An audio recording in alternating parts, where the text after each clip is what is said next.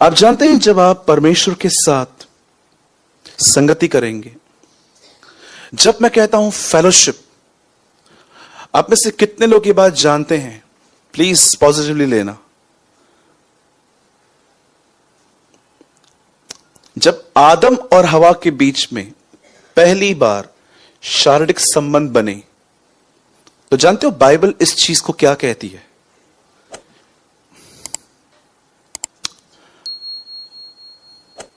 Bible इस चीज में कहती है, आदम ने हवा को जाना।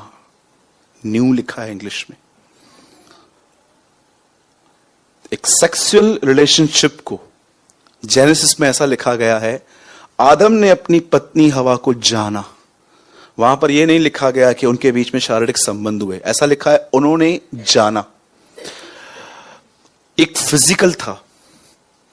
बट आप जानते हैं जब यीशु मसीह ने कहा कि अनंत जीवन यह है कि वो मुझे जाने, तो यहां पर बात स्पिरिचुअली है कि परमेश्वर के साथ इतने एक हो जाना। क्योंकि लिखा है जो प्रभु की साथ संगति में रहता है वो उसके साथ एक आत्मा हो जाता है। और जानते हैं जब परमेश्वर पुराने नियम में अपने दो बच्चों को बनाने के बाद जिस चीज को उन्होंने किया और उसके बाद उनमें से संतानें पैदा हुई, परमेश्वर कहता है कि इन दोनों ने एक दूसरे को जाना। और ये सेम वर्ड जॉन 17:3 में लिखा गया है कि अनंत जीवन यह है कि हम परमेश्वर को जाने।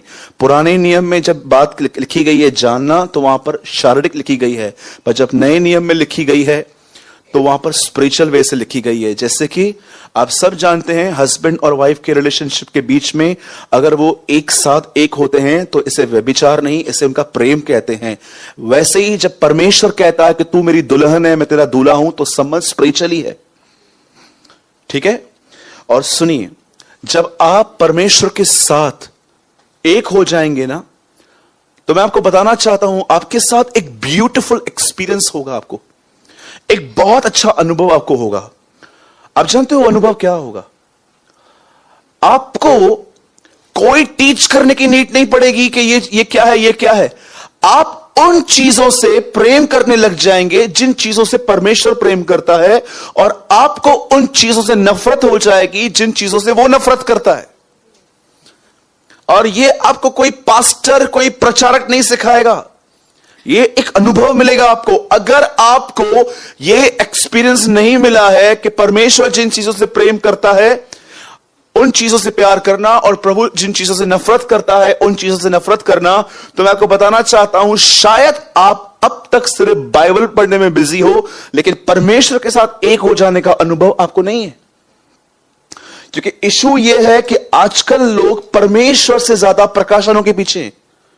रेवलेशंस वो बाइबल का एक पार्ट है, आप उसको गलत या मिस नहीं कर सकते हो, लेकिन बहुतों की जिंदगी उसी पार्ट में चल रही है।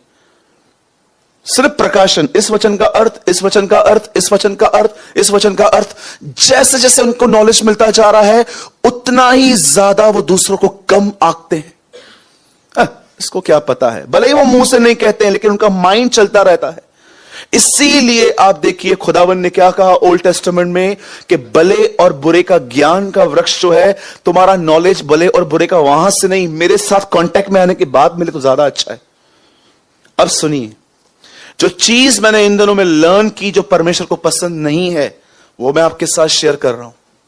और मैं अपने आप को बिल्कुल मैं ढीला छोड़ रहा हूं, परमेश्वर मुझे जहां ले जाए।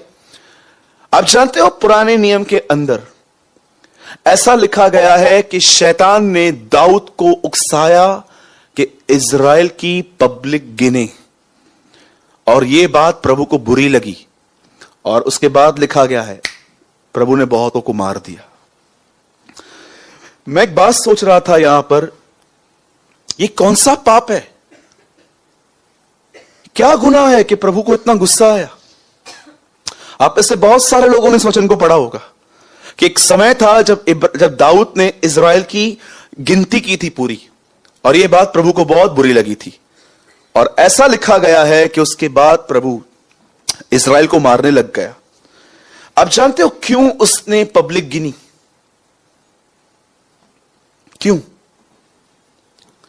आपको पता है जब दाऊद देख रहा था कि हर जगह युद्ध का माहौल था, हर जगह पे लड़ाइयां हो रही थी, तब दाऊद ने लोगों को गिनना चालू किया कि अगर कल लड़ाई लग रही है, कल इजराइल के ऊपर भी कुछ आ रहा है, तो क्या हम रेडी हैं? एक व्यक्ति इतिहास जानता था कि परमेश्वर थोड़े से लोगों को लेकर बड़ी बड़ी लड़ाइयां जीत चुका था, अब भी वो गलतियां सेम गलतियां कर रहा था। और परमेश्वर को यह बात बुरी लगी जब उन्होंने ताकत परमेश्वर में नहीं लोगों में ढूंढी। आइज़ाया में लिखा गया है, ये कहते हैं हमारी सहायता मिस्र से आती है।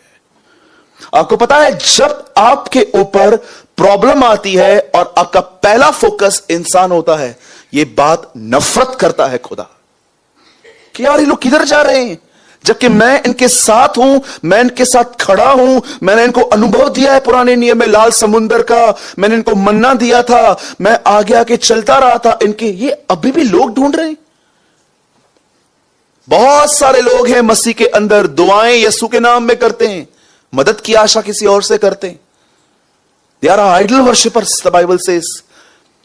उनके पास इतिहास था, आप पढ़ के देखिए, यरीहो के आजू बाजू कोई बड़ी पब्लिक नहीं घूम रही थी, कुछ ही लोग घूम रहे थे, और वो जो दीवारें थी वो उनके फावड़ों और हथौड़ों से नहीं टूटी थी, वो परमेश्वर की सामर्थ से टूटी थी। ये पढ़ाई करने के बाद भी अब एक व्यक्ति जनगणना कर रहा था, और लिखा है प्रभु को यह बात बड़ी बुरी लगी। यार लड़ाई में तुम्हें मैं बेचता हूं, दुश्मनों को मैं तुम्हारे वश में कर देता हूं, तुम्हें ताकत मैं देता हूं गोलियत से लड़ने के लिए, और अब भी तुम पब्लिक गिन रहे हो। जानते हो इसे आप अपने लाइफ पे कैसे अप्लाई कर सकते हो? जब परमेश्वर एक व्यक्ति को देखता है ना कि आज भी उसका दृष्टिकोण खुद पर है, ये बात उसे पसंद नहीं आती। ये चीज मैंने एक पर्सनल रिलेशनशिप में प्रभु से सीखी। मैं पढ़ रहा था, क्योंकि मैं पोर्शन पढ़ रहा था, अपना क्रॉनिकल मेरा था, मैं पढ़ रहा था, मैंने प्रभु से कहा, प्रभु आपको क्यों बुरा लगा इतना? Why you are hurt? मुझे प्रभु ने कहा, देख मैंने कितनी लड़ाइयां, आप देखो, आप पढ़ के देखो। गिदोन 300 लोगों को मारने के लिए गया था, 300 लोगों को साथ में लेकर गया था मारने के लिए उनको। आप यरीहो को देखो, कोई बड़े नहीं, वहां पर याजक घूम रहे थे, उन्होंने जय जयकार किया, दीवारें गिर गई। ये इतिहास जानने के बाद भी दाऊद लोगों को गिन रहा था कि कल अगर आर्मी हमारे सामने आ रही है लड़ने के लिए, तो क्या हम रेडी हैं? प्रभु को यह बात बड़ी बुरी लगी। आज मैं आपसे एक सिंपल बात पूछता हूं, दो संसार हैं आपके लिए, मेरे लिए तो दो हैं। एक वो संसार है जो मुझे दिखता है, जिसमें मेरा परिवार रहता है, मेरी कलीसिया रहती है, जहां पर लोग रहते हैं, पर एक और वर्ल्ड है, वो है मेरा इनसाइट, विचारों का जीवन। और मैं आपको सच कहता हूं, मैं दोनों में बदलाव चाहता हूं। इन दिनों में मैं बहुत चाहता हूं कि जो बाहर का माहौल है वो भी बदले, और मैं ये भी चाहता हूं कि मेरे भीतर के अंदर जो गंदगी और मेरे बाप दादाओं का स्वभाव जो बर के मुझ में पड़ा हुआ है, उससे मैं बाहर निकलूं। आप इस बात को देखिए, आपके पास भी ये दोनों तकलीफें हैं, भीतर का संसार और बाहर की दुनिया, अंदर की बातें और बाहर की बातें। हम सब चाहते हैं प्रभु कि हम भी बदलें और हमारे परिवार में भी कुछ चेंजेस आए, पर इसके लिए आप निर्भर किस पर हो? यीशु ने कहा, धन्य है वे जो मन के दीन हैं, स्वर्ग का राज उनका है। ये दीन वर्ड बहुत मिसअंडरस्टूड है, दीन है ही नहीं इंग्लिश में लिखा गया है poor. Blessed are the poor in spirit. अब मैं इसको हिंदी में ट्रांसलेट करता हूं, धन्य है वे जो आत्मा में गरीब हैं। एक उर्दू ट्रांसलेट में लिखा गया है, मुबारक हैं वो जो फकीर हैं। वाह, फकीर हैं जिनके पास कुछ भी नहीं है। अब आप मुझे बताओ, एवरी संडे अगर आपके डेवड़ी पे एक भिखारी आके कहे, सर प्लीज मुझे कुछ दीजिए, आप उसको बोलो, सैटरडे था कल, दिया था ना आपको, फिर से क्यों आए हो? ओवर, कल पूरा हो गया आज के लिए। कोई भिखारी नहीं है आज जिसको आप एक दिन दो, दूसरे दिन नहीं मांगने आए। कुछ भिखारियों के आप देखो नियम रहते हैं, वो वेडनेसडे को, थर्सडे को, फ्राइडे को वो आएंगे ही आएंगे, कुछ भी हो जाए आएंगे ही आएंगे, उनका नियम है। एक व्यक्ति जो सच में आत्मा में गरीब है, वो खुदावन से मदद मांगता है। पर जानते हो यीशु ने क्या कहा? उसके राज्य में कौन नहीं आएंगे? धनवान, जिनको लगता है प्रभु क्या मैं,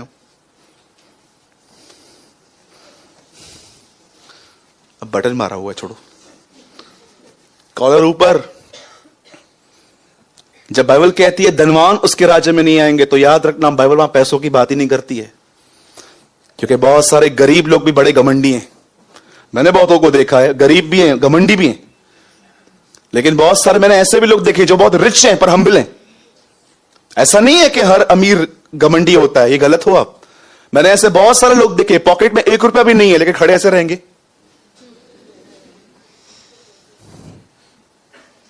नीचे हो, नीचे नीचे बैठ। और मैंने बहुत सारे अमीर लोग भी देखे।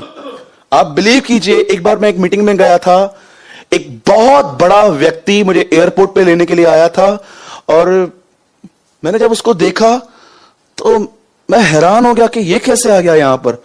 और उसने तो हद ही पार कर दी। मेरे कार के पास आया, दरवाजा उसने खोला, बोला सर। मैंने कहा भाई आप मत करो, आप इतना कर रहे हो उल्लासनगर में, मुझे तो पूरी कलीसिया लेके आनी पड़ेगी। ऐसा नहीं है कि हर गरीब जो है वो घमंडी। बहुत सारे ऐसे भी लोग हैं जिनको पॉकेट में भले पैसे कम होते हैं बट एटीट्यूड लाखों का है उनके पास, लाखों का। किसी भी घर में जाएंगे ना, एक बार उनको बोलो चाय पियो, पियो ना। तीसरी बार क्यों, 2 बार क्यों नहीं पिया? Respect, respect. कोई 2-3 बार जब तक मुझे, यीशु ने नहीं कहा काजू बनो, यीशु ने कहा नमक बनो। कभी सुना है नमक 100 रुपया किलो?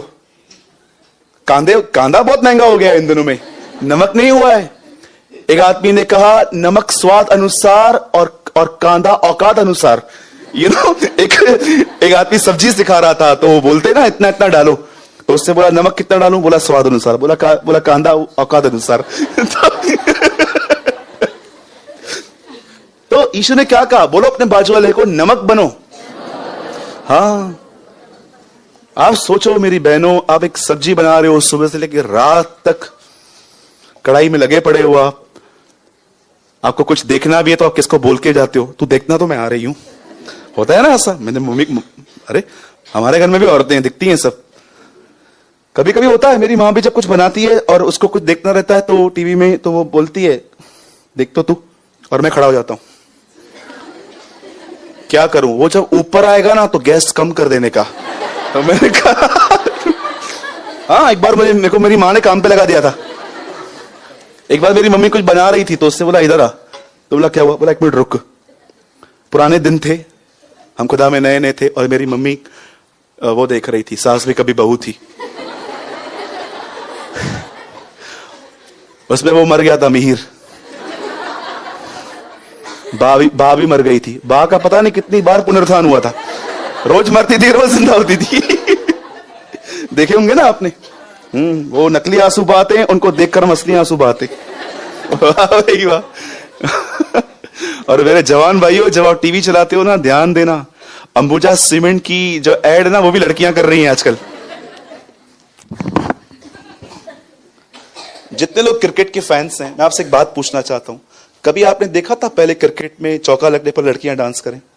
ये क्यों आई है? चौका लगने के बाद देखा है आपने? इनका क्या काम है? निकालो इनको इधर से। और बहुत सारे लोग जब स्टेडियम में जाते हैं ना, टिकट भी इनके सामने वाली सीट पे लेते हैं। बेशरम। देखो पता नहीं क्या क्या हो गया है आजकल। आपको हैरान नहीं करती है ये बातें? मैं तो देखता तक नहीं हूं इन बातों को, लेकिन मैं न्यूज़पेपर पढ़ता हूं, और वो भी मैं पूरा खाता नहीं हूं, हेडलाइन पढ़ के मैं छोड़ देता हूं। हाँ, जब मुझे गाजा और इजराइल के लिए पढ़ना रहता है तो मैं पूरा पढ़ता हूं, कि मैं जानूं कि मेरे बाप दादाओं के नगर में क्या हो रहा है। तो मैं वहां पर जाता हूं, पूरा अंतर्राष्ट्रीय पढ़ता हूं कि गाजा में क्यों ऐसा हुआ, ये सब, क्योंकि ये सब बिब्लिकल है। क्योंकि हम एक ऐसे शहर के लिए पढ़ रहे हैं जिसका इतिहास हमारे हाथ में है। तो वो एक अलग बात होती है। बाकी मैं लास्ट पेज पे तो मैं जाता ही नहीं हूं, मुझे पता है वहां पर कौन लोग खड़े होते हैं। आप भी थोड़ा ध्यान दीजिए, क्योंकि वासनाएं हमारे अंदर हैं और बहुत सारे चित्र हमारे वासनाओं को भड़काते हैं। ठीक है, बी केयरफुल। तो मैं ये कहना चाहता हूं, आप किस पे निर्भर हैं? कहीं ऐसा तो नहीं है कि आपके पास जब तकलीफ आती है तो आप मोबाइल घुमाना चालू करते हैं? इससे मैंने लास्ट टाइम लिया था, ये नहीं देगा। इसको करके देखता हूं, नहीं ये तो है ही खड़ूस, ये बड़ा दयालु है, इसको पागल बना सकते हैं। हेलो, हाँ 10 पड़ा है क्या? हाँ क्यों, क्या हो गया? वो मेरा वीसी निकलने वाला है तो अगले महीने, उधर से उसमें से ले लेना। बचो इन पाखंडियों से, बचो। ये परमेश्वर पे निर्भर लोग नहीं है। अरे 2020 में एक कमिटमेंट करो प्रभु से, प्रभु को बोलो, प्रभु मैं भूखा रहूंगा, मैं फास्टिंग करूंगा, पर मैं किसी से मांगूंगा नहीं। अरे परमेश्वर आपके डिसीजंस को रिस्पेक्ट करेगा। वो जब देखता है ना कि दानियल जब उस बेबीलोन में गया और उसे रिफ्यूज किया कि मैं राजा का भोजन नहीं खाऊंगा, लिखा है परमेश्वर ने खोजों को उस पर दयालु कर दिया था। परमेश्वर ऐसे लोगों को आपको मिलाएगा जो आपके साथ मिलेंगे, जो आपको आगे ले जाएंगे। क्या रेबेका जानती थी जिन ऊंटों को वो पानी पिला रही है वही ऊंट उसे इसहाक के पास ले जाएंगे? नहीं जानती थी, पर यह ऐसा हुआ। दाऊद ने जनगणना की और यह बात यहोवा को बुरी लगी। क्रॉनिकल्स में लिखा है। अपनी ताकत पर निर्भर। देखिए, ये तो सिर्फ मैंने आपको थोड़ा सा बताया।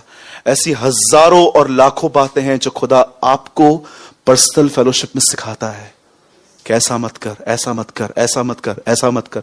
आप मुझे बताइए, इस चर्च को चलाने के लिए बहुत पैसों की जरूरत पड़ती है। मैं आपको सच कहता हूं, शायद मैं आपको चर्च का खर्चा बताऊंगा तो आप बिलीव ही नहीं करेंगे। बहुत खर्चा होता है, पर इसका मतलब ये नहीं है कि अगर आप में से कोई रिच है तो मैं आपके साथ फ्रेंडशिप करूंगा और फिर मैं आहिस्ते आहिस्ते आहिस्ते आहिस्ते इमोशनली आपसे बात करूंगा।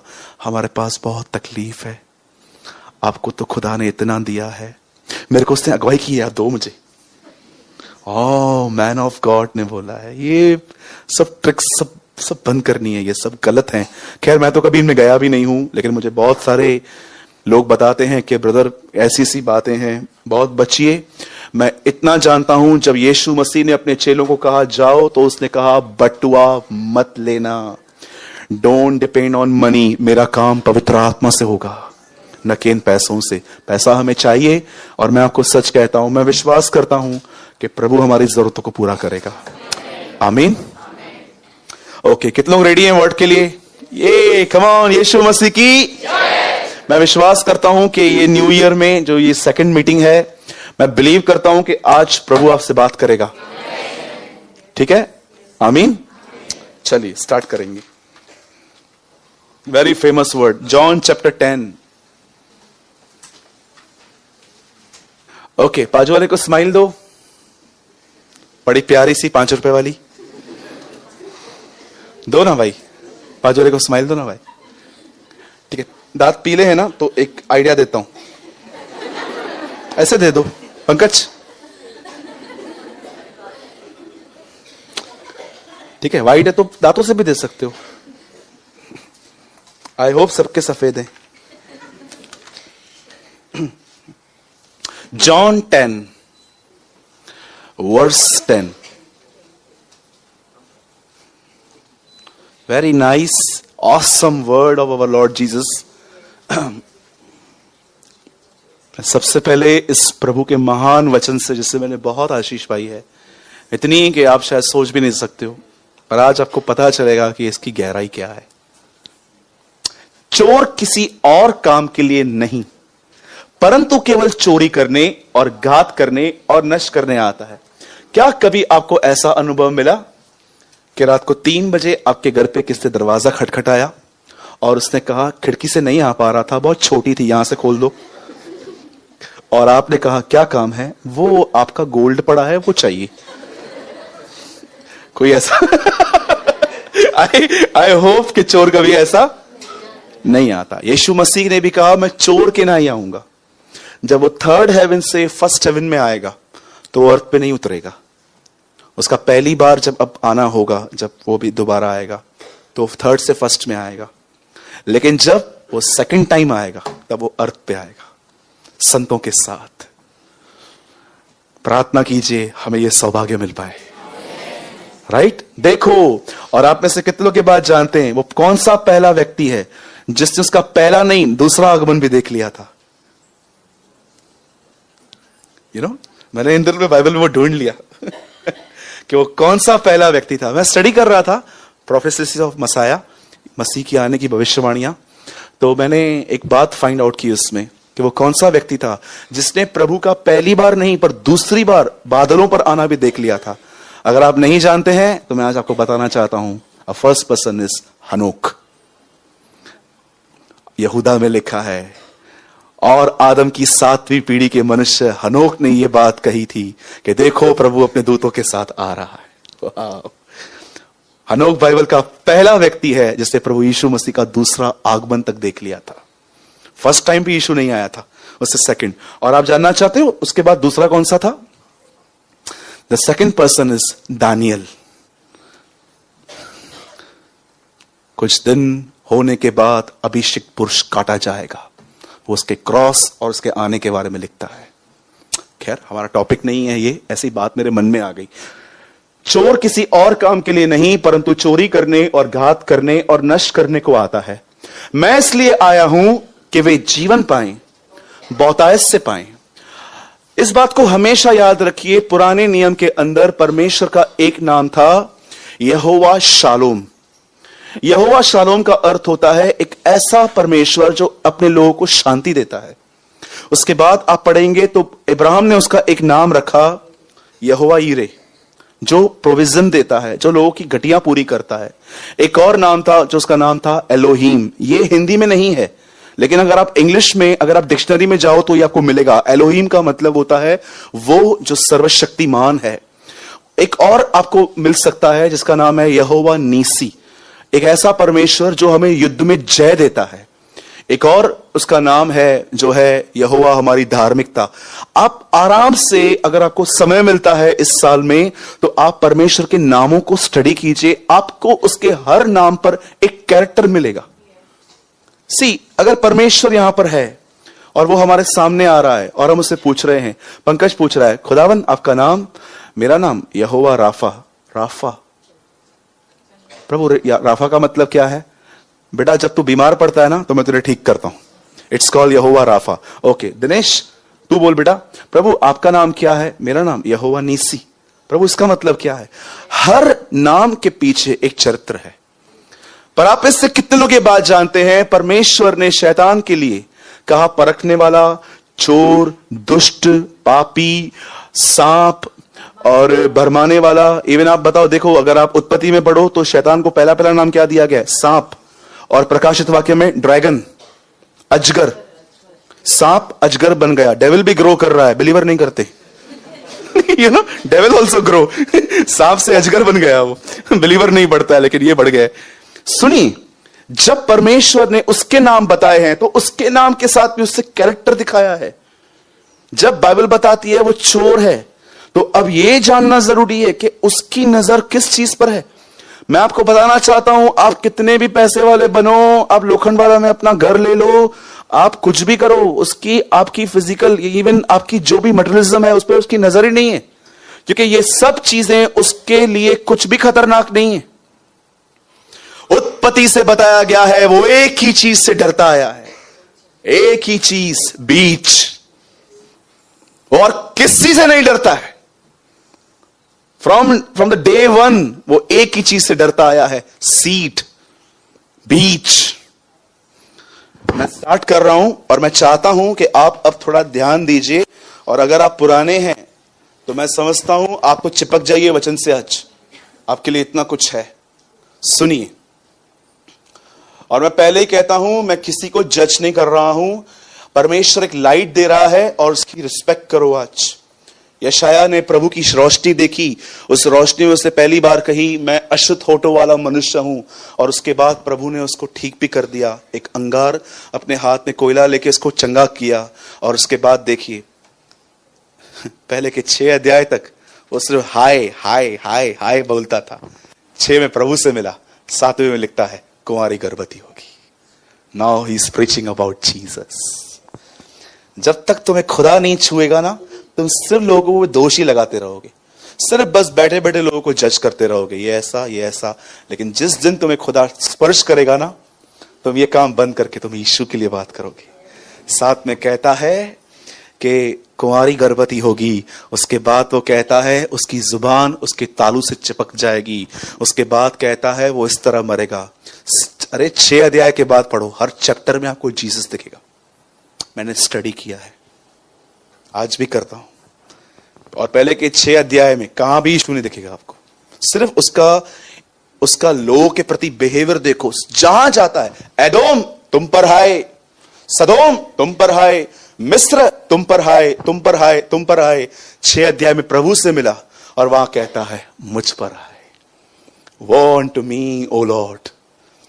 एक व्यक्ति जब परमेश्वर की महिमा से मिलता है ना, उसे अपनी गंदगी दिखती है, दूसरों की नहीं। अगर आपको सिर्फ दूसरों की गलतियां दिखती है ना, तो मैं आपको बताना चाहता हूं आप किससे मिले हो। मैं नहीं कहता हूं आप डेविल से मिले हो, पर मैं आपको बताना चाहता हूं आपको फरीसी होने की डिग्री प्राप्त हो चुकी है। अगर आपको सिर्फ और सिर्फ लोगों में यह दिखता है। आपको पता है अय्यूब में क्या लिखा है? वह जो सर्वशक्तिमान है वो किसी को तुच्छ नहीं जानता। जितने ज्यादा आप खुदावन के करीब रहोगे ना, उतना ही आप हर व्यक्ति को एक्सेप्ट करेंगे, और जितना आप खुदा से दूर रहेंगे ना, उतने ही आप जजमेंटल बनेंगे। इस बात पे हमेशा ध्यान देना। जजमेंटल का मतलब समझते? बोलो, मन में न्याय करना। आज लोग इतना पजेस हैं इन आत्माओं से, और उनको ये चीजें नॉर्मल लगती हैं। अरे मैं तुमको कहता हूं फास्टिंग में जाओ, खांसी होगी तुम्हें, बॉन्डेजेस टूटेंगे तुम्हारे अंदर से। नॉर्मल चीज लगती है आपको ये? कैसे छुटकारा पाया है मैंने, प्रभु जानता है। मुझे खांसी होती थी मुझे जब ये बॉन्डेज टूटते थे मेरे अंदर। मैं प्रभु को बोलता रहा, प्रभु ये क्या है, मुझे काम करने दे। सुनिए, बाइबल ऐसा बताती है चोर किसी और काम के लिए नहीं, परंतु केवल चोरी करने, घात करने और नष्ट करने आता है। मैं इसलिए आया हूं कि वे जीवन पाएं और बहुतायत से पाएं। भाई English, A thief come to steal, kill and destroy, but I came to give life, life that's full and good. बस हिंदी लगा दीजिए, ध्यान दीजिए। अब जब वचन कहता है आदम ने पाप किया, तब परमेश्वर उसे एक बात कहता है, सुन, एक स्त्री आएगी। अब उस स्त्री का जो बीज होगा वो तुझे कुचलेगा, वो तुझे मारेगा। जब शैतान ने इस बात को सुना, मैं पूरी तरह से बिलीव करता हूं शैतान यह बात समझ गया कि यह बीज एक व्यक्ति है। ये बीज एक व्यक्ति है। उसके बाद मैं बिलीव करता हूं उसने आदम और हवा के ऊपर स्टडी करना पूरी तरह से जारी रखा।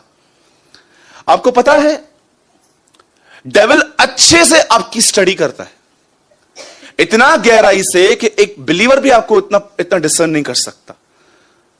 आपको पता है वो हमेशा आपको दूर से देखता रहता है।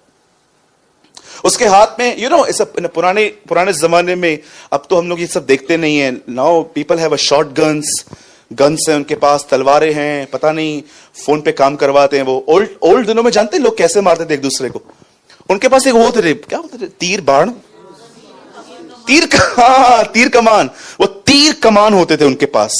द बाइबल सेज, इफिसियों में लिखा गया है, परमेश्वर के हथियार बांधो ताकि तुम उसके जलते हुए तीरों का सामना कर सको।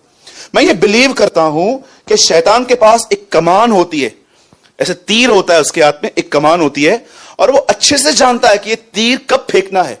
अभी देखो, मैं एग्जांपल लेता हूं। पीटर ब्रदर यहां पर बैठे हैं, ठीक है। हम उस दिन भाई से मिले थे। समझो ब्रदर ऑफिस से बैठे हुए हैं और वो वर्क कर रहे हैं, डेविल वहां पर खड़ा हुआ है, ये काम कर रहे हैं। आपको पता है जब मन इसमें घुसा हुआ रहेगा ना, वहां से तीर फेंक भी देना, इधर तक आके लग के चला जाएगा। फिर दूसरा भेजेगा, पीटर ये काम नहीं होने वाला है, फेंक इसका तीर। जैसे वो थॉट इधर आएगा, ये काम कर रहा है, आएगा अंदर नहीं जाएगा, बिजी है। अब पीटर थक गया, चल यार बहुत काम हो गया, चेयर पे बैठ गया। हाँ अब भी टाइम आया है, ठक एक और तीर फेंकेगा, अब बरोबर अंदर जाएगा। ही न्यू, वो जानता है कब किसको विचार दे रहा है, और जानते हो वो कब आपके माइंड के साथ खेलेगा। मैंने बहुत बार फील किया है कि वो मेरे दिमाग के साथ खेल रहा है, बहुत बार।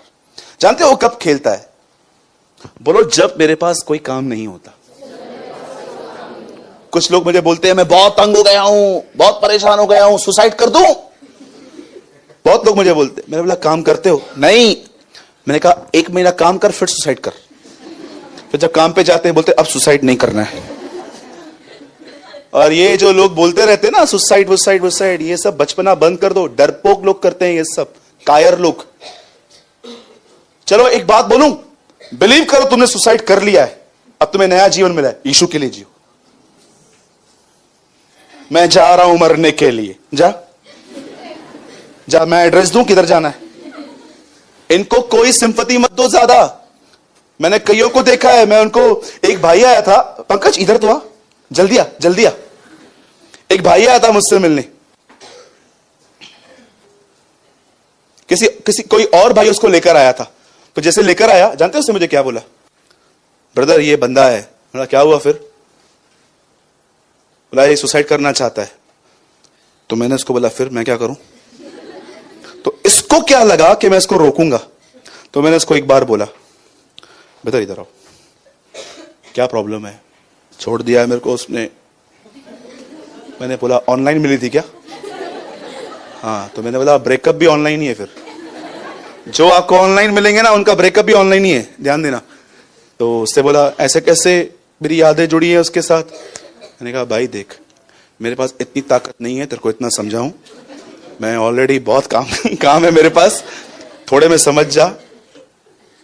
आप बिलीव कीजिए, उससे मुझे 3 बार कहा मैं मरने जा रहा हूं, मैं मरने जा रहा हूं। ठीक है चलो कोई बात नहीं। मैं अपने काम पे लग गया, मैं जा रहा हूं। ठीक है मैं समझ गया, जाओ ना अभी। फिर आगे आके बोलता है मैं सच्ची जा रहा हूं। आपको पता है लोग सुसाइड नहीं करना चाहते, वो आपकी सिंपैथी चाहते हैं। फिर मैंने उसको बोला, मैंने कहा नाटक काय को करता है तू, इन सब से मैं गुजर चुका हूं बेटा, मत कर ऐसा, अच्छा बच्चा बन। और जाते उसके बाद क्या बोलता है? ठीक है मैं नहीं जाएगा।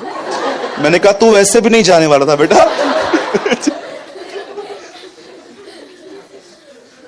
कई बार बहनें जब तंग हो जाती है ना, ये बोलती हैं मैं चली जाऊं ना तो सॼो घर ये रुली वेंदो है, घर पूरा चला आपका खत्म हो जाएगा।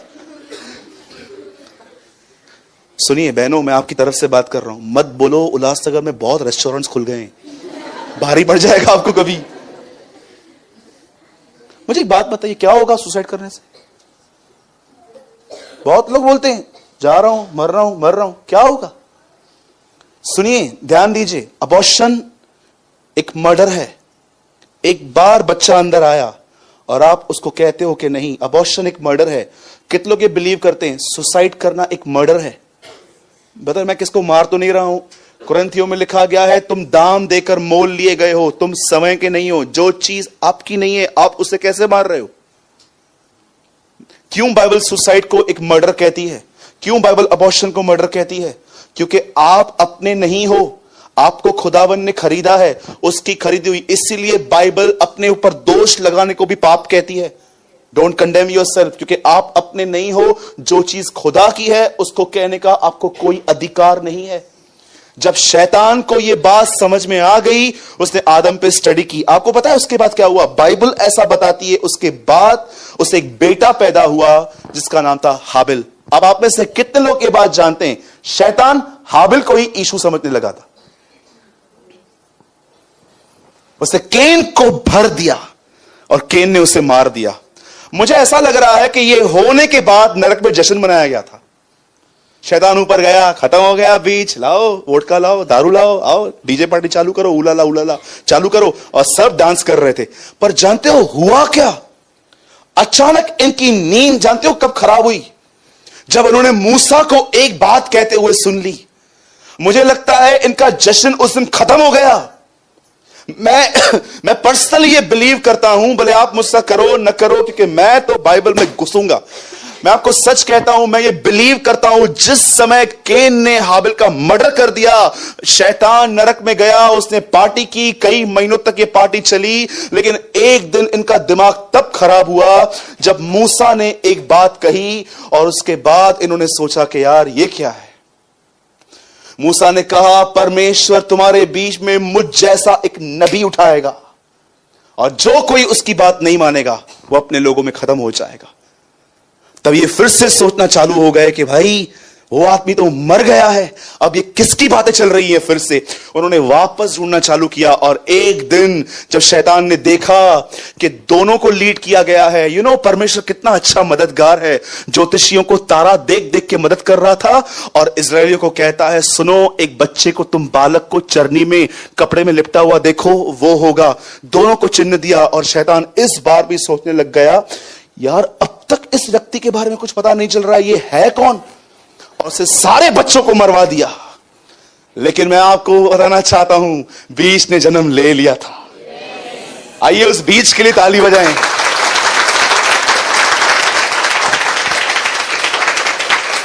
और वो बीज, वो मरियम जिसका जिक्र उत्पत्ति में हुआ था, हे शैतान इस बात को याद रख, एक स्त्री मरियम आएगी और उसमें से जो बीज निकलेगा तू उसकी एड़ी को डसेगा और वो तुझे कुचल देगा। और बाइबल ऐसा बताती है उसका जन्म हुआ और देखो बीज प्रचार कर रहा था कि बीज चुराया कैसे जाता है। What a awesome Lord Jesus. मैं हैरान हो गया इस बात को पढ़ के कि परमेश्वर कहता है एक बीज आएगा। जब बीज आया तो बीज ये सिखाने लग गया कि बीज चुराया कैसे जाता है। It's Jesus. और उसने एक बात कही, बीज बोने वाला बीज बोने चला। बीज का प्रचार कर रहा था। बीज ने प्रचार किया, बोने वाला बीज बोने निकला। अब मैं आपको जो समझाना चाहता हूं शायद आपके मस्तक को हिला सकता है। बाइबल बताती है परमेश्वर ने कहा एक बीज आएगा स्त्री के द्वारा, वो शैतान को कुचलेगा। जब वो बीज यीशु मसीह मरियम के द्वारा पैदा हुआ तो बीज ये समझा रहा था कि बीज को चुराया कैसे जाता है। बाइबल ऐसा बताती है यीशु मसीह बड़े हुए, 33 साल के हुए और उन्होंने अपने सेवकाई में बीजों के बारे में बहुत कुछ बात की। वो कहते हैं बीज बोने वाला बीज बोने चला। एक किसान था, यूहन्ना 15:1 में लिखा है, यीशु ने कहा मेरा बाप किसान है। याद रखना ये किसान परमेश्वर है, उसके हाथ में एक बीज है, उसका बेटा यीशु, और यह परमेश्वर किसान है और यह किसान अच्छी जमीन की तलाश में है। आज प्रभु के पास बहुत से बीज हैं, उसके पास अच्छी जमीनें नहीं है। जानते हो उसकी जमीन पर बहुत कुछ चीजें पड़ी हुई हैं। इसीलिए जब कनान की जमीन पे जाइंट्स थे, इसलिए उन जाइंट्स को मारा गया था ताकि वो लोग रह सकें। बहुत सारे जमीनों पर इतना कुछ बैठा हुआ है, वहां पर खुदा का हक ही नहीं बन पा रहा है। पढ़िए आराम से बाइबल को। मैं प्रार्थना कर रहा था आप सबों के लिए, खुदावन 2020 में बाइबल हम लोग के लिए खुल जाए, ओपन हो बाइबल हमारे लिए, हम चीजों को जान पाए। जिसे तिमुथियुस को पौलुस कहता है कि सुन, बचपन से पवित्र शास्त्र तेरा पढ़ा हुआ नहीं, तेरा जाना हुआ है। पढ़ा तो बहुतों ने है, जाना बहुत कम लोगों में है। जो जानते हैं ना वो नम्र होते हैं, जो जानते हैं ना वो बहनों की इज्जत करते हैं, जो जानते हैं ना वो पैसों की लेन देन नहीं करते, जो जानते हैं ना वो कभी अपना रुपया ब्याज पे नहीं दे सकते, जो जानते हैं ना वो ऐसे लोग होते हैं आप उनको कुछ बोल भी दो उनके बिहेवियर में आप कभी फर्क नहीं देखोगे। क्योंकि लिखा है जो ज्ञान ऊपर से है वो एक इंसान को समझदार और नम्र बनाता है, लेकिन जो नॉलेज हम खुद अपने बुद्धि से इकट्ठा करते हैं, एक वचन यहां से, वो हमें एक प्राइडफुल व्यक्ति भी बना सकता है। यीशु ने कहा एक बोने वाला बीज बोने लगा। मेरे पीछे बोलिए, बोलिए किसान परमेश्वर है, बीज यीशु है और जमीन हम हैं। अब देखिए पहले लिखा गया है कि जब ये बीज बोने के लिए गया, सबसे पहले बीज कहां गिरे? बोलो किनारे पर। उसके बाद कुछ बीज कहां पर गिरे? बोलो पथरीली भूमि पर।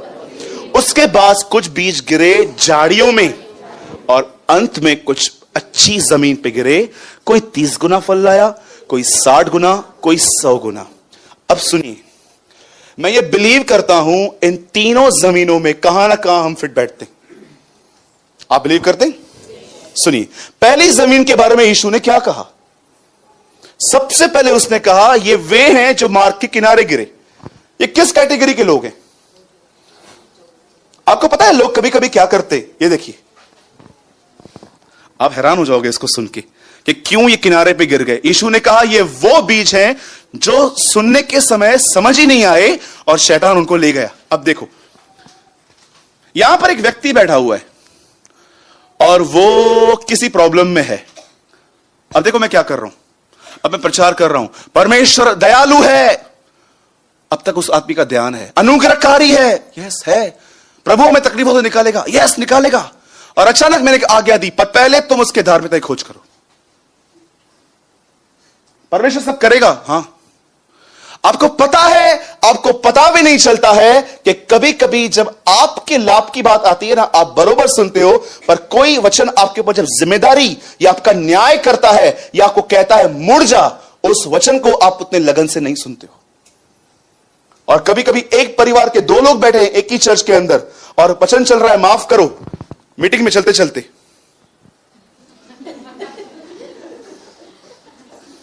और वो भी शाना, नहीं करूंगा, दोनों ढोंगी,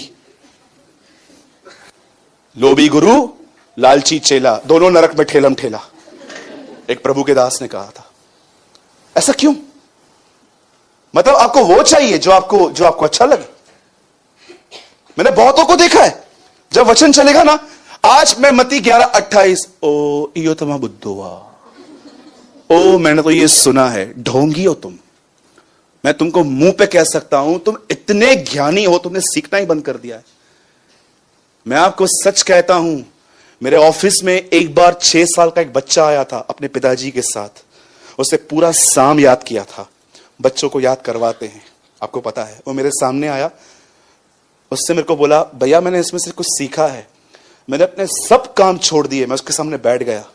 आप ट्रस्ट कीजिए, उस बच्चे ने मुझे कुछ ऐसी बातें समझाई, भजन संहिता 23 जो मैं कम से कम 1000 बार पढ़ चुका हूं, पर मैंने उसको सुनी और मैंने एक न्यू थिंग लर्न की, और वो चीज मेरे जिंदगी में जुड़ गई कि हाँ यार आज में।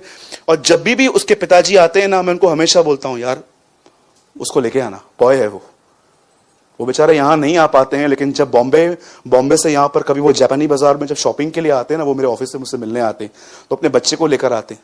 क्या प्रॉब्लम है? आपको पता है किन लोगों ने आज सीखना बंद कर दिया है? पुराने लोगों ने, अच्छे अच्छे पुराने लोग। आपको पता है अब वो किस बात में संतुष्ट हैं? चर्च आने में। और इनको प्रकाशन चाहिए, नई गालियों, नई नई बातें बताओ। ये वचन पुराना हो गया है। अब मैं आपसे एक सवाल पूछता हूं, ध्यान दीजिए।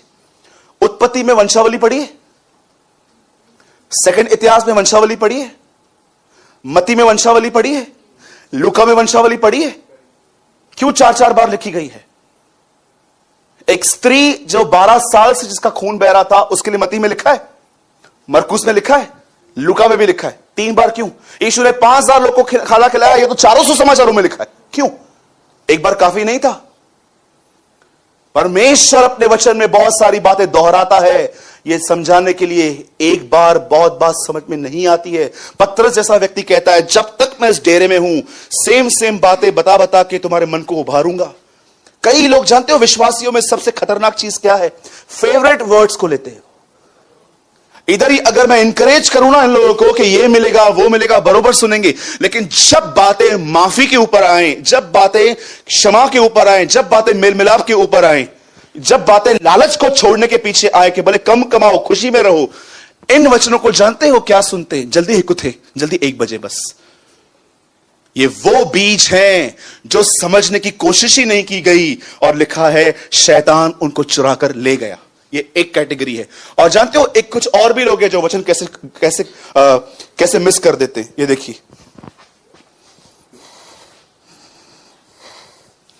देखिए, पेड़ में बैठे होंगे, सुनेंगे वचन, जैसे कोई उठेगा,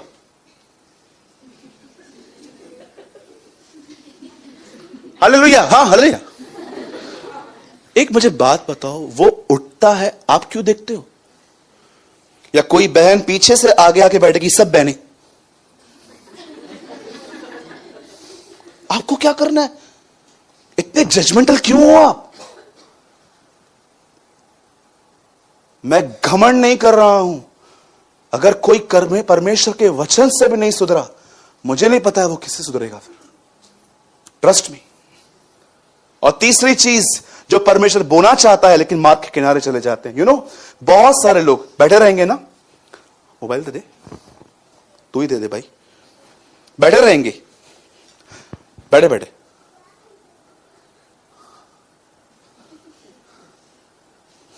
बार बार उनका ध्यान मोबाइल पॉकेट में पड़ा हुआ है पर मन पॉकेट में घुसा हुआ है। ये सारी वो बातें हैं, बच्चे का उठना, वो बहन उठी, फेवरेट वर्ड्स लेना, जब ऐसा वचन आए जिम्मेदारी से, जो जिम्मेदारी फेंके, ऐसे वचनों को आज लोग मार्ग के किनारे छोड़ के जा रहे हैं। उसके बाद यीशु कहता है अब एक जमीन ये है जो पथरीली भूमि वाली है। ये बेचारे अच्छे लिसनर्स हैं, ये बहुत अच्छे से सुनते हैं, अगर आप देखो तो ये लोग नोट्स भी बनाते हैं, बरोबर सुनेंगे, बैठेंगे, मस्त नेगेटिव छातों का लाए, बहुत सारी बातें, बहुत सारे भाई बहन वो बैठेंगे, अच्छे से सुनेंगे बैठ के। लेकिन मैं आपको बताना चाहता हूं, यहां से जाने के बाद उन्हें यह पता ही नहीं है कि जो बीज परमेश्वर ने आज उनको दिए हैं ये अंदर जड़ तक कैसे जाएंगे, कभी उनको पता ही नहीं चल पाता है। जानते हो कैसे? मैं आपसे पूछना चाहता हूं, जो आप सुनते हो, क्या आप एवरीडे कुछ टाइम निकालते हो उन चीजों को बैठ के उसको मेडिटेट करना, मनन करना? लिखा है जड़ न पकड़ने के कारण, लिखा है एक तो पथरीली भूमि पर गिर गए और फिर जड़ नहीं मिली और सूरज निकला, वे जल गए। आपको पता है मसीह में कौन लोग जलते हैं? बोलो जलते हैं, बोलो जिनके अंदर वचन जड़ नहीं पकड़ा है वो जलते रहते हैं। ऐसे ही जलेंगे बैठ के, दूसरों की सेवकाई के लिए जलेंगे, उसको प्रभु उठाएगा उसको जलेंगे, किसी की मिनिस्ट्री बढ़ रही है उसको देख के जलेंगे। आपका जलना चिन्ह है कि वचन ने आपके अंदर जड़ नहीं पकड़ी है। समझ पा रहे हो मेरी बातों को? पहले कौन से लोग थे? बोलिए जिनका मन भटकता रहता है। बोलो चर्च में रहकर भी नहीं रहते, फेवरेट वर्ड्स लेते हैं अपने। आप किसी भी घर में जाओगे ना, आज एक पेंटिंग हमेशा लगी हुई रहती है, विश्वास करने वाले के लिए सब कुछ हो सकता है। किसी ने यह वचन लगाया है आज तक, हमारा प्रभु भस्म करने वाली आग है? बोलिए, तुम दुष्ट आत्माओं और प्रभु के कटोरे में से एक साथ नहीं पी सकते। पढ़ा है आपने कभी? किसके घर में नहीं पढ़ा होगा? आपने पढ़ा है? बोलिए।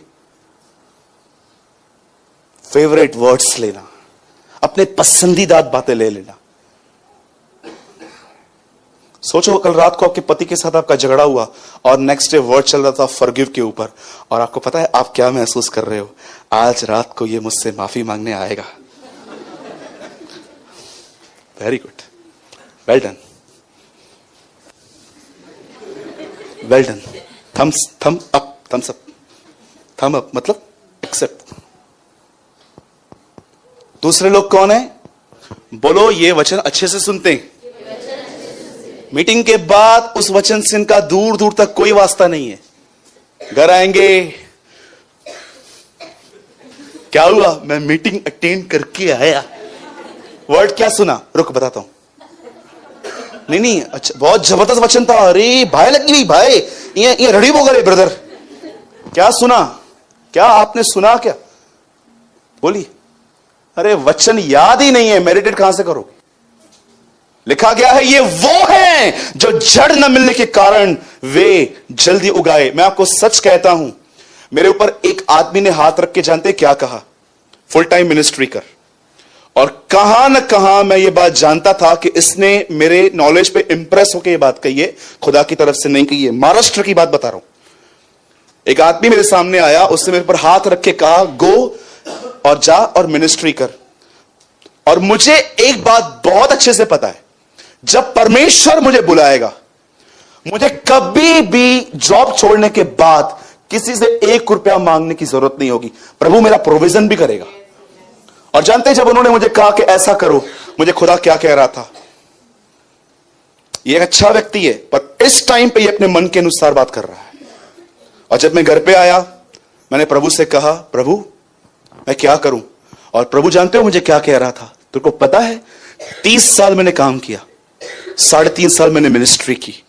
अगर ये बातें मुझे नहीं पता होती जड़ तक, मैं आपको सच कहता हूं, मैं उसके कहने पे मिनिस्ट्री करता, सबसे पैसे मांगता, और जानते हो उसके बाद क्या होता? मैं आपके स्वभाव से फ्रस्ट्रेट होकर आप में से 10-15 के साथ झगड़ा करके और अपने घर पे बैठ जाता और फिर प्रभु को कहता मेरी बुलाहट ही नहीं थी, जबकि गलती मेरी थी कि मैंने लोगों को डिसर्न करना नहीं सीखा, क्योंकि वचन मुझे डिसर्न करने की ताकत देता है। Don't be deceive. अगर आपको खुदा ने बुलाया है ना, प्रभु को बोलो 2, 3, 4, 5 बार, अरे ऐसे ऐसे चिन्ह रखो जो आपको बिलीव हो ये पॉसिबल ही नहीं है। मैं कई बार प्रभु के सामने ऐसे चिन्ह रखता हूं जिस पर मेरा ये ईमान है कि पॉसिबल ही नहीं है। अगर वो बातें हो जाती हैं मैं छोड़ देता हूं, बस ये तो प्रभु का ही है। अभी कभी आपने सोचा एलियाजर ने रेबेका के लिए क्या चिन्ह रखा था कि वो स्त्री आएगी, ऊंटों को पानी बुलाएगी? अरे मैं आपको बताना चाहता हूं बहनों, आप एक ऊंट को पानी पिला के दिखाओ। वो उन दिनों में बहुत सारी बहनें बहुत ज्यादा हार्ड वर्कर थी। अगर आज आप पानी पिलाओगे भी ना तो आप ऐसे बोलोगे हो गया। 2-4 आपने एक गैलन भी पिला लिया ना तो उसके बाद आपका कुड़कुड़ा के आप किसी सहेली को बोलोगे मुंह के दो पिए। आप ऐसा बोलोगे किसी को कितना पी रहा है, खत्म ही नहीं हो रहा है इसका। लेकिन रेबेका ऐसी नहीं थी, वो हार्ड वर्कर थी। ऐतिहासिक किताबें ऐसे बताती हैं कि उन दिनों में एक एक ऊंट कम से कम 80-80 गैलन पानी पीता था। इतिहासिक किताबों में लिखा है। अब तीसरा, ये वो बीज हैं जो अच्छी जगह पे गिरे थे लेकिन झाड़ियों ने इन्हें दबा दिया। बोलो झाड़ियां। अब कितनों के बात जानते हैं? पहले वो लोग हैं जो कलीसिया में रहकर भी कलीसिया में नहीं होते हैं। दूसरे वो हैं जो वचन सुन लेते हैं लेकिन यहां से जाने के बाद वचन के साथ उनका कोई वास्ता नहीं है।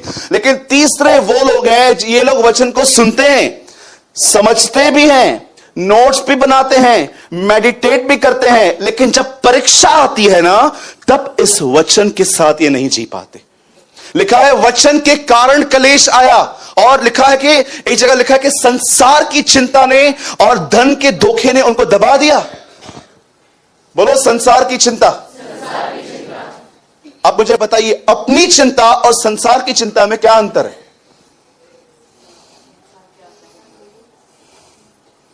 एक बात समझ में आती है ना, खुद की चिंता ये सबके पास होती है। संसार की चिंता, बिल्कुल सही बात, लोग मेरे बारे में क्या कहेंगे, इसकी चिंता। अरे इतना लोग इतने बॉन्डेजेस में हैं इस बात को लेकर, आप खाली कोई उनके लिए कुछ बोलो, और अगर ये बात वाया उनके तक पहुंची कि आपके लिए सो एंड सो पर्सन ऐसा कह रहा था, मेरे लिए क्या बोल रहा था? अच्छा सुन सुन सुन सुन, मैं तेरे को बाद में कहता हूं, मैं बिजी हूं। नहीं, रुको रुको रुको रुको रुको रुको रुको, पहले बता। अरे मैं कर रहा हूं। उसने फोन रख दिया 15 मिनट के बाद। हो गया फ्री तू? हाँ हो गया। क्या बोल रहा था? वो कह रहा था कि आप ऐसे ऐसे हो। अच्छा, सामने बोला हूं तो तू ऐसे बात करेगा उससे? तू बोलेगा ना बीच में? मुझे एक बात बताइए, अपने आप को राइट ठहराने की लस्ट आपके अंदर क्यों है? क्यों आप साबित करते रहते हो मैं सही हूं? क्यों आप इस बात की लस्ट में रहते हो कि हर एक के अंदर मेरी इमेज एक अच्छे व्यक्ति की हो? यह पॉसिबल नहीं है। पीटर भाई, अपन बपतिस्मा लेते हैं इसलिए क्योंकि हमने यीशु पर विश्वास किया, पर आपको पता है जीसस के लाइफ में बैप्टिज्म का डेफिनेशन बहुत अलग है। जब वो अपने कजिन जॉन द बैप्टिस्ट से बपतिस्मा ले रहा था, जानते हो उसका कजिन क्या प्रचार कर रहा था? मैं ऐसे सोचता हूं यीशु लाइन में था, उसका प्रचार से सुन रहा था। क्या प्रचार हो रहा है? अपने पापों से पश्चाताप करो और बपतिस्मा लो, तब परमेश्वर तुम्हारे पाप क्षमा करेंगे। यीशु सुन रहा था। एक भी वर्ड यीशु की लाइफ के लिए फिट नहीं था, वो सुन रहा था। जब वो क्यू में आया, वो अपने भाई को कहता है बैप्टाइज मी, मुझे बपतिस्मा दे। जॉन थोड़ा उसको समझ के कहता है सर आप मुझे दो। चलो कंपटीशन, कौन ज्यादा नम्र होता है? यीशु ही जीता। वही जीतता है नम्रता में हमेशा। अब सुनिए, क्या जब यीशु बपतिस्मा लेके पानी के ऊपर आया होगा और जब पानी से पूरा नहला हुआ बाहर आया होगा, जो लोग उसे देखते थे वो क्या सोच रहे थे? ये भी पापी है। तो मैं जो सोचना है सोचो, मैं अपने उसकी मर्जी पूरी करूंगा। आपको पता है द मीनिंग ऑफ बैप्टिज्म, बपतिस्मा का सही अर्थ क्या है? मैं लोगों के ओपिनियंस के लिए मर चुका हूं।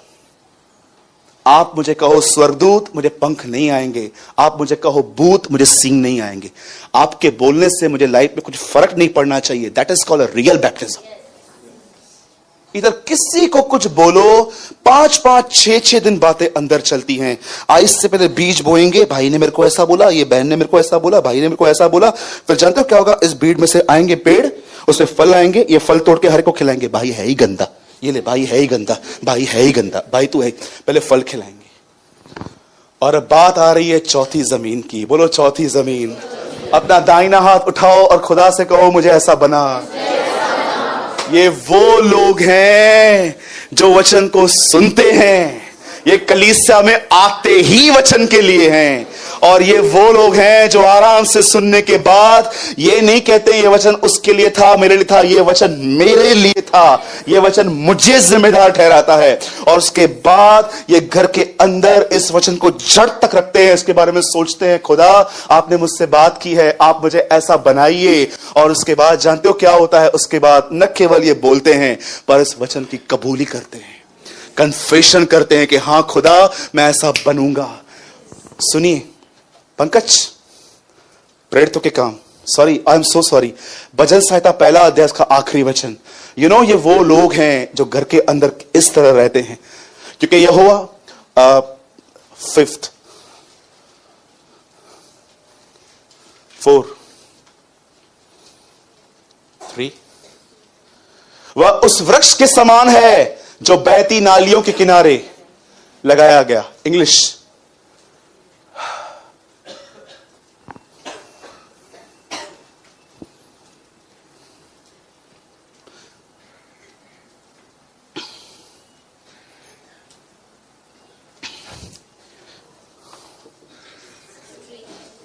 स्ट्रीम, हिंदी।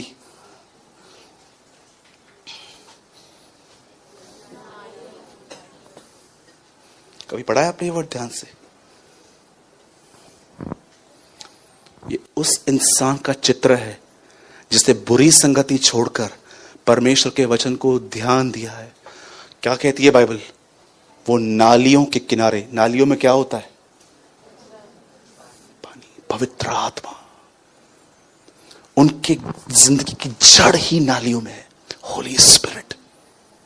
उनका वास्ता परमेश्वर के वचन और उस पानी से है जो उस नाली में बहता है। मैं कल सोच रहा था, प्रभु आपने भजन संहिता में कहा एक व्यक्ति है जो दुष्टों की संगति में नहीं रहता, ठट्ठा करने वालों की मंडली में नहीं घूमता, न बुराई के मार्ग पे चलता है, पर उसने अपना ध्यान वचन पर लगाया है। और उसके बाद लिखा है ये वह व्यक्ति है जो बहती नालियों में क्या रहता है? पानी। उसकी जड़ पवित्र आत्मा में है। लिखा है ये अपनी ऋतुओं में फलेगा। मेरे भाइयों और बहनों, एक सच्चा व्यक्ति अपने घर जाकर न केवल इन वचनों को सुनता है पर उसको मनन करता है, और वो अपनी जड़ जो है ना वो उस नालियों में रखता है, पवित्र आत्मा में, कि परमेश्वर मुझे क्या कह रहा है। इसीलिए लिखा है जिसके पत्ते कभी नहीं मुरझाते, इसलिए जो कुछ पुरुष वह करे वह सफल होता है। मैसेज ट्रांसलेशन में लिखा है यहोवा उसे सफल कर देता है। आज क्या है आपकी जड़? क्या आपकी जड़ वर्ड और क्या ये नाली है? पानी बहता रहता है उसमें। यीशु ने कहा मैं उनके अंदर से जीवन के जल की नदियां। ये तो पुराना नियम है, बहुत मेजर में मिलता था इसलिए नाली है। यीशु के आने के बाद तो नदियों की बात की गई है। सिर्फ वर्ड को सुनो नहीं, घर पे जाके इससे मनन करो, इसके साथ जियो, इससे अपने जीवन का आधार बनाओ, उसको कबूल करो।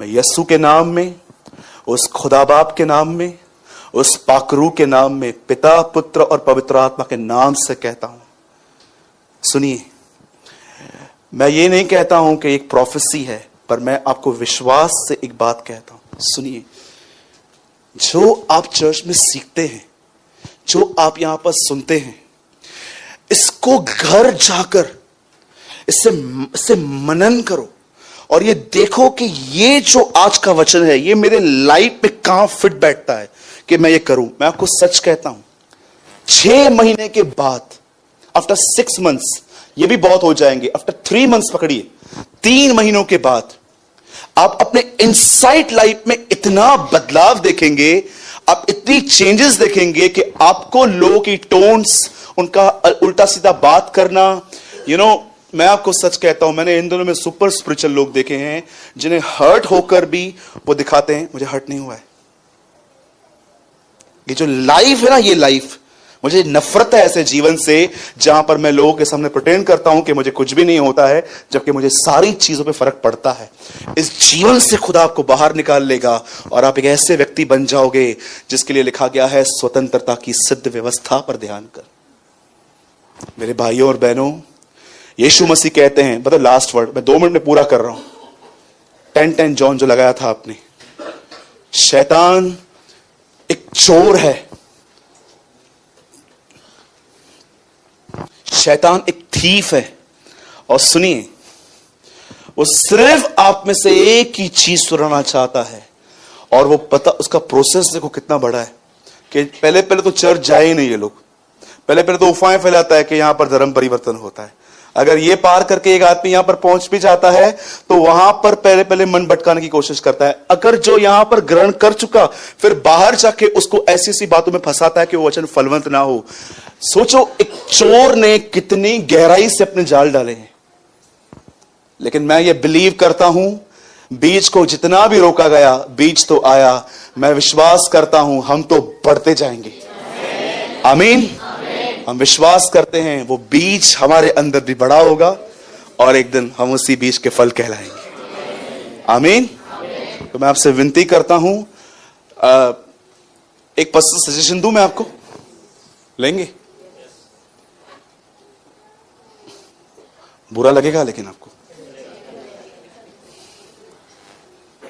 पक्का? ये देखिए, हाथ जोड़ के बोल रहा हूं, इसलिए